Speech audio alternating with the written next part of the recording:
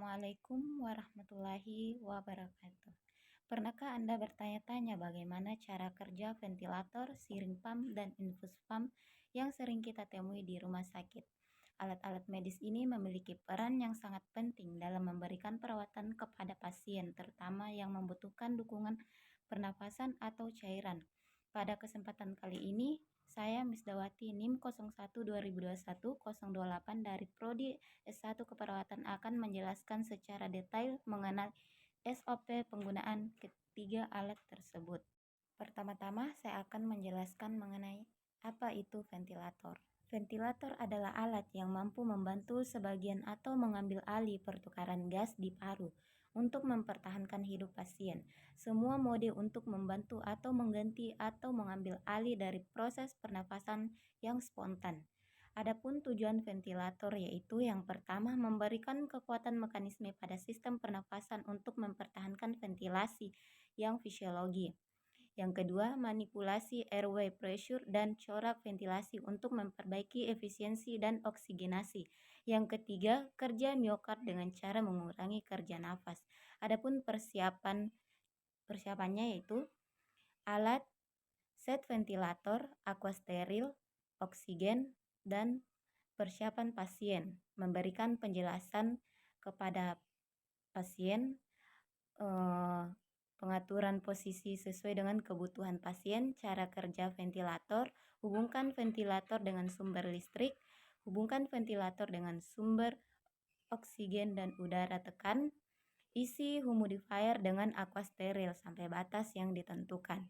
Pastikan breathing circuit apakah ada kebocoran dan tes fungsi masing-masing preset dengan menggunakan tes kalibrasi. Atur mesin sesuai dengan klarifikasi kerja yang dibutuhkan untuk pasien. Alat siap dan disambungkan dengan konektor ETT pasien. Selanjutnya yaitu infus pump. Infus pump adalah suatu alat untuk mengukur jumlah cairan atau obat yang masuk ke dalam sirkulasi darah pasien secara langsung melalui vena. Adapun tujuan infus pump yaitu untuk menjaga pemberian cairan parenteral sesuai kebutuhan pasien. Yang kedua, mencegah terjadinya kelebihan cairan yang masuk. Adapun prosedur persiapan infus pump yaitu infus pump dan tiang penyangga. Yang kedua, cairan infus. Yang ketiga, infus set sesuai dengan alat infus pump. Adapun pelaksanaan tahap kerjanya yaitu yang pertama, petugas mencuci tangan terlebih dahulu dan memakai sarung tangan.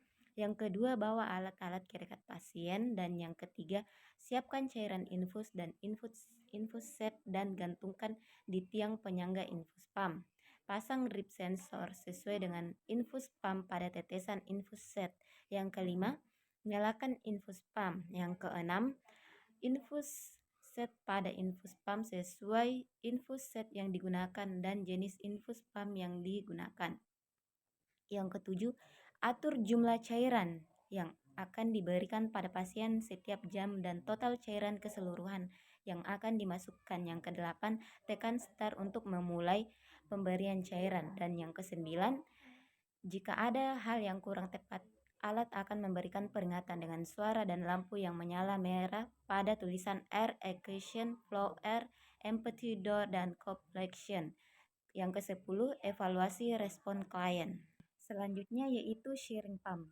Shearing pump merupakan alat yang digunakan untuk memberikan cairan obat atau cairan makanan ke dalam tubuh pasien dalam jumlah tertentu dan dalam jangka waktu tertentu secara teratur. Adapun persiapannya yaitu yang pertama, tempatkan alat pada ruang tindakan. Yang kedua, lepaskan penutup debu.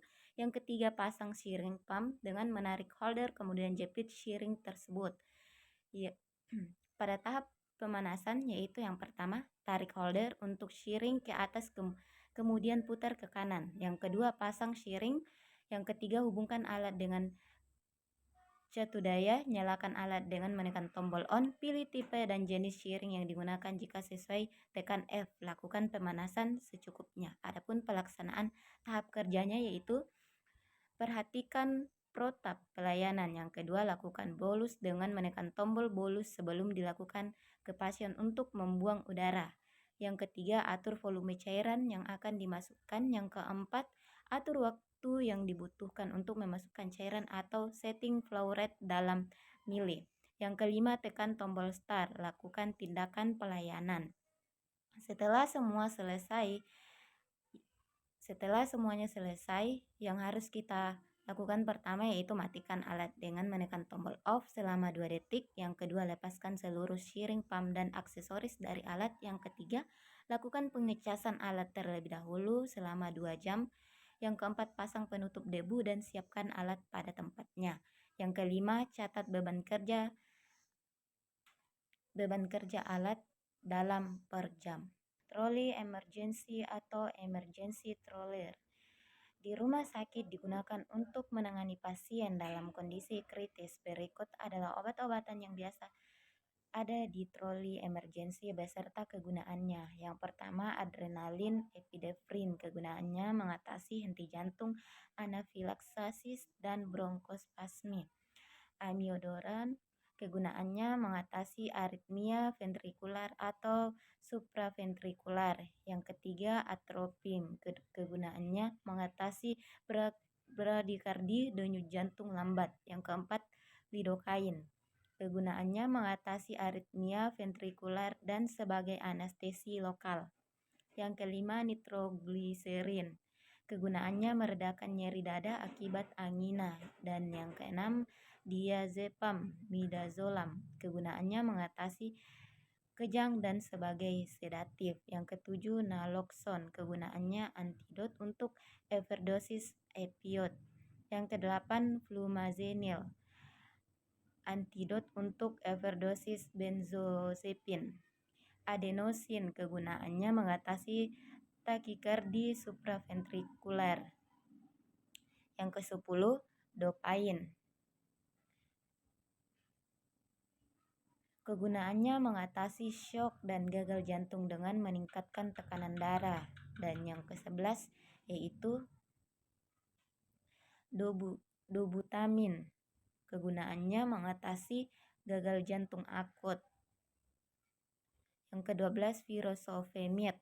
Kegunaannya yaitu mengatasi edema paru dan gagal jantung dengan efek diuretik.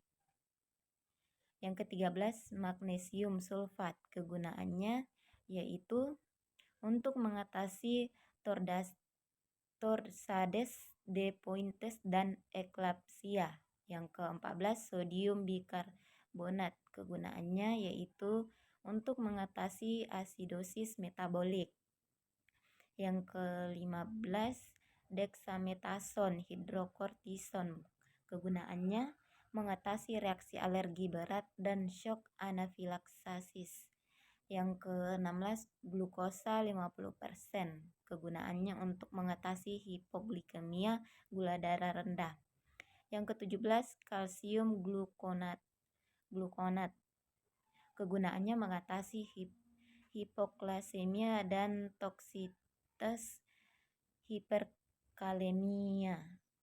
18, salbutamol inhaler atau nebulizer. Kegunaannya mengatasi bronkospasmi. Nah, obat-obatan ini dilengkapi dengan alat medis seperti defibrilator, oksigen, dan peralatan intubasi untuk mendukung resusitasi dan penanganan darurat lainnya. Perbedaan antara nasal cannula, rebreathing mask, dan non-rebreathing mask. Mask adalah alat bantu pernafasan yang digunakan untuk terapi oksigen. Perbedaannya terletak pada fungsi dan cara kerja masing-masing alat. Nah, nasal cannula, alat bantu pernafasan yang berupa selang dengan 2 cabang yang dimasukkan ke dalam lubang hidung. Digunakan untuk pasien dengan kebutuhan oksigen rendah hingga sedang. Dapat mengalirkan oksigen dengan kecepatan 1-2 liter per menit. Dapat mengeringkan atau mengiritasi saluran hidung. Sedangkan rebreathing mask adalah masker yang memungkinkan pasien untuk menghirup kembali sebagian udara yang dihembuskan. Digunakan untuk pasien hiperventilasi, memiliki kantong reservoir yang harus diisi udara sebelum digunakan, dan non-rebreathing mask adalah masker yang menyediakan pasokan udara segar tanpa adanya kembali udara yang dihembuskan. Digunakan untuk pasien dengan kadar PaO2 yang rendah dan membutuhkan oksigen dalam darah dengan konsentrasi di atas 95% digunakan dalam kondisi seperti cedera traumatis setelah menghirup asap dan dalam kasus keracunan karbon monoksida. Itulah penjelasan dari saya. Sekian dari saya. Wabillahi taufiq wal hidayah. Wassalamualaikum warahmatullahi wabarakatuh.